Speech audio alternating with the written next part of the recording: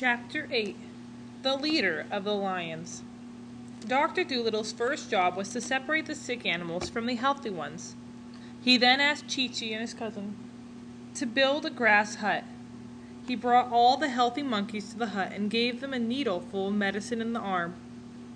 At first, the monkeys were scared of the needle, but they understood it would prevent them from getting the monkey sickness. They arrived from all the hills and valleys surrounding the land of the monkeys. It took 3 days and 3 nights to give needles to all the monkeys. Chee-Chee and his cousin also built another house. This one had a lot of beds in it. Dr. Dolittle put all the sick monkeys in this building, but there were too many sick monkeys and not enough well monkeys to nurse them. So Dr. Dolittle sent word out into the jungle. He asked other animals to come help. Leopards, antelope, and giraffe all arrived to pitch in. The lions, however, were a different story. The leader of the lions was very proud. He arrived at the house of sick monkeys to speak with Dr. Dolittle. "Do you really expect me to help the monkeys?" he asked. "I am the king of the lions. I am the king of all the beasts. I don't have time to waste on sick monkeys." The lion's voice was quite frightening. Dr. Dolittle did his best to not sound scared. "Now listen to me. The day may come when the lions are sick. If you don't help the monkeys now, you might find the lions all alone when they need help." "The lions are never in trouble," the lion roared. "The lions only make trouble." He walked back into the jungle thinking he was rather smart and clever. When the leopards heard about the lions, they left too. Then the antelopes said they knew nothing about the nursing monkeys. They were too shy to speak like the lion. They pawed the ground and did not look Dr. Dolittle in his eyes as they spoke. Dr. Dolittle became very worried. Without the animals' help, how could he tend to all the sick monkeys? When the king of lions returned home, his wife ran out to meet him. She was very upset. "One of the cubs won't eat," she cried. "I don't know what to do.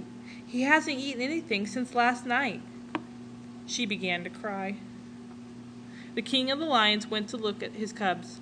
One boy ran up to meet his father. He was his usual happy and excited self. The other little cub did not look well.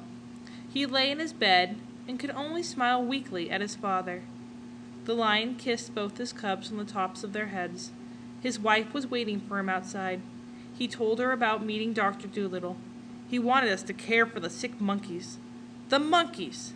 I told him that a lion would never do such a thing." "Excuse me," his wife said. She was angry. "Why would you say that?" The king of the lions was shocked by his wife's reaction. He sat quietly listening. "All the animals are talking about this wonderful man," she continued.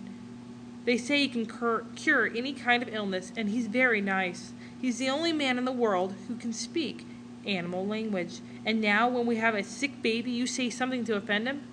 But, dear," the lion stammered. "Go back to the doctor right now," she cried. "Tell him that you're sorry. Take all the lions and all the other animals with you. Do whatever the doctor asks you to do. If we're lucky, he'll come to look at our sick cub later." So the lion went back to the doctor.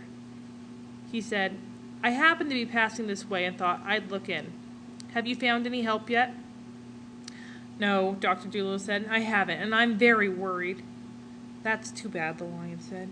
He tried not to look sheepish. "Well, since you're having so much trouble, I suppose I could help in some way." "Thank you," Dr. Dolittle said. "That's so kind of you." "I told the leopards to come back. The antelopes will also do their share," the lion added. "That is indeed kind of you," the doctor said. "We'll get to work right away." "Oh," the lion said, "one more thing. We have a sick cub at our place. I'm sure it's nothing, but my wife is worried. Maybe you could stop by when you're done here." Of course," Dr. Dolittle said. "I'll go as soon as I can." He was very happy. At last curing the monkeys seemed possible. All the jungle animals returned to help. In fact, there were so many animals that he had to turn some away. After the first week, half of the sick monkeys were better. By the end of the second week, they were all cured. Dr. Dolittle's work was done. He was so tired he went to bed and slept for 3 days without even turning over. End of chapter 8 on page 72.